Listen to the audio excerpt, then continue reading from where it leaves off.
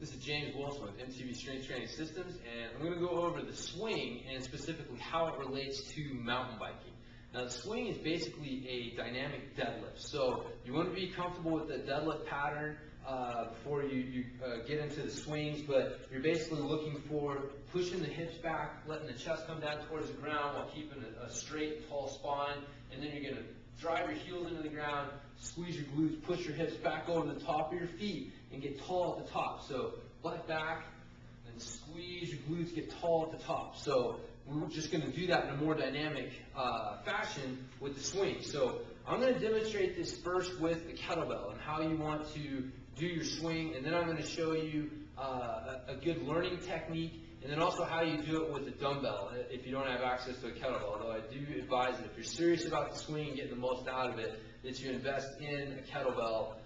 You know, for women, you're looking at like an 8 or 12 kilo kettlebell. For guys, usually a 16 kilo kettlebell is a good starting place for most kettlebell exercises. But anyways, so I'm going to demonstrate with a kettlebell and then show you, if you don't have access to one, how you can do it with a dumbbell. But basically, you're going to get yourself set like you're going to do a deadlift to pick it up, hips back, chest down, grab it with both hands, push through the heels, squeeze, get tall at the top. And then what you're going to do is, you know, I recommend rocking it to get going. I know that there's a dead swing where you start from the bottom position, but, you know, I've just found that a lot of people will tend to kind of wrench their back a little bit until they're really, really comfortable with this movement. So I teach it from kind of a swing start, but you can definitely do it from a dead swing if that's the way you prefer to do it. But basically, what I do is just get my hips back, pop the hips forward, hips back, squeeze, get tall, hips back, squeeze, get tall, hips back, squeeze, get tall. So that's basically the movement right there. So like I said, if you are good with your deadlift,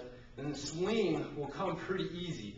Now the main things you need to keep in mind with it are keeping your arms relaxed. You're not lifting this with your arms. Your arms are relaxed and they're just swinging. All the power is coming from the hips.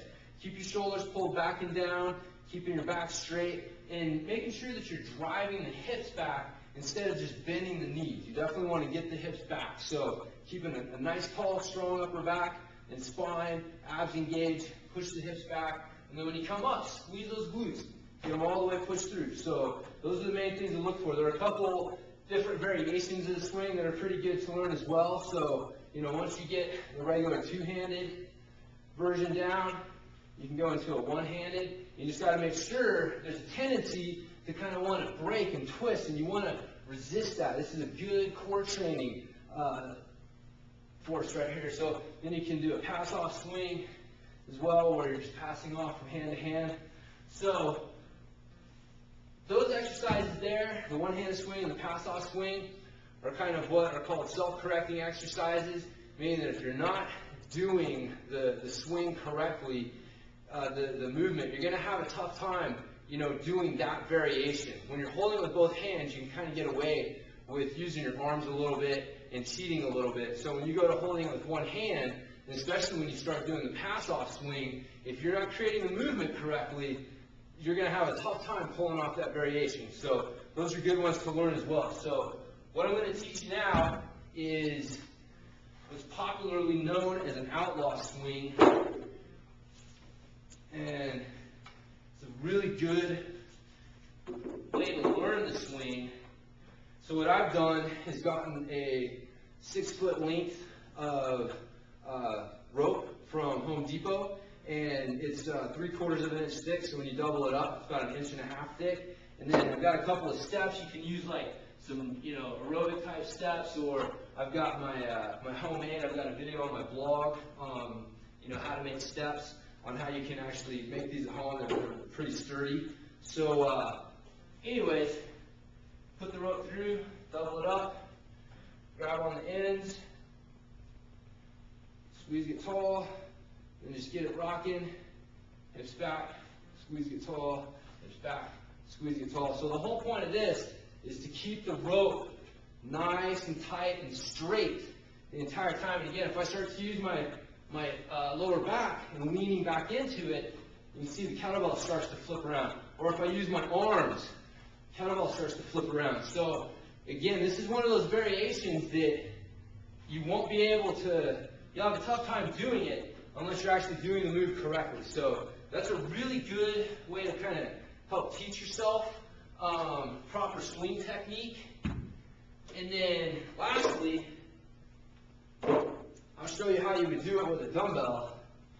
And again, it's just easier to kind of muscle your way through this. And so if you don't have the swing technique down, and you're not really, concentrating on what you're doing, you can get away with some bad technique with a dumbbell swing. But basically, everything else applies. You're gonna hold it with one hand, and just kind of rock back, out, hips back, squeeze, get tall, hips back, squeeze, get tall, keeping your chest square, not letting yourself rotate around too much. And with a dumbbell, you can do a pass-off swing, which is, again, a good kind of self-correcting one, and doing it, make sure you're hitting both sides there. But so that's how you would do it with a dumbbell.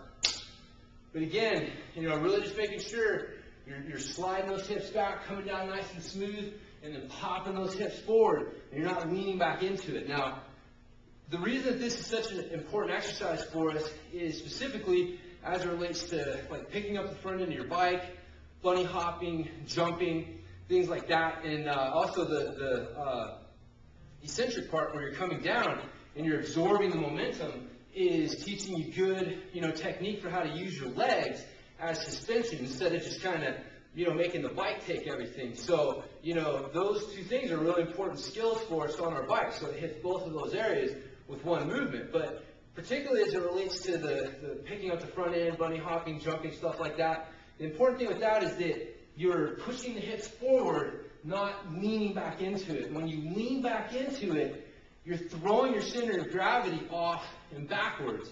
And when you actually pop your hips forward and kind of jump into it, into that maneuver there, getting the front end up or jumping or bunny hopping, then you keep your center of gravity, where it is, or actually propel it forward. Now, if you're wanting to go forward, which way do you want your center of gravity being propelled? If you're not good at this and you tend to use your shoulders and lean back to pick up your front end or jump, then you're going to tend to kind of come back a little bit and get your weight thrown off and get kind of off balance. And so, jumping into it and keeping that momentum going forward will definitely help you, execute those maneuvers right there. So it's basically that bad movement. The reason that, a lot of riders have trouble with those skills, particularly bunny hopping and jumping, is because they use their lower back to try and pick up the front end, which you can get away with picking the front end up on the trail. But as soon as you try to bunny hop or you try to jump, that movement will actually throw you off and kind of ruin your day. And so getting this movement down, hips back, squeeze the glutes, get tall, and like moving into it rather than using the lower back and leaning back into it is the specific movement skill that we're trying to pick up with this exercise as it relates to the jumping and the bunny hopping and stuff. So anyway, so that's basically it. This is a really important skill for us because when you add this in with the deadlift, which teaches us our attack position, and then you learn how to throw the hips forward and how to use the hips to absorb impact, it's really going to affect how your trail flow and just your confidence and stuff like that. So, these are two exercises that every mountain biker should know how to do and be comfortable with in order to maximize their trail skills and stuff like that. So, anyways, hope you guys enjoyed this. You can find more how-to videos and stuff like it at my blog at bikejames.com. Once again, it's been James Wilson with MTB Strength Training Systems. Hope you guys have enjoyed this how-to video, and I'll talk to you guys next time.